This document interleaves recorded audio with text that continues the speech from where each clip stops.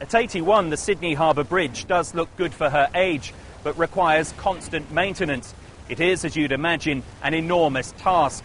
The bridge was built using 53,000 tonnes of steel.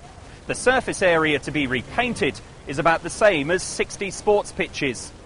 Two robots called Sandy and Rosie have been brought in to do some of the more dangerous and awkward jobs in those hard-to-reach places. Their mechanical arms are 2 metres long and have half a dozen joints to give them the dexterity they need to blast away old paint and rust from one of Australia's most recognisable landmarks.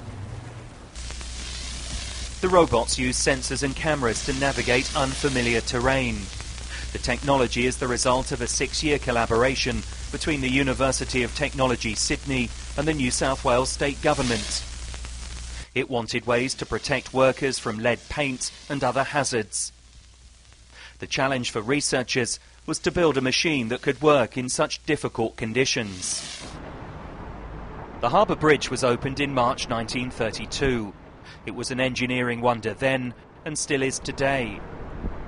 It's held together by more than 6 million rivets and is a vital cog in Sydney's overstretched transport network. It's an unknown and very complicated and cluttered environment. So our researchers had to go back to square one and rethink about how the robot would figure out what to do.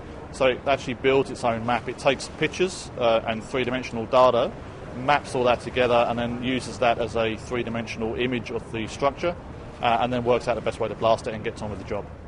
This is the world's largest steel arch bridge. Its total length is 1,149 metres.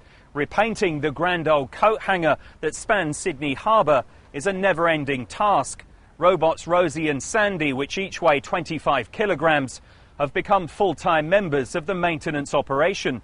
They're not replacing their living, breathing human colleagues, but have become an important and intelligent part of the team that's keeping this grand old lady looking good in old age. Phil Mercer, BBC News, on Sydney Harbour.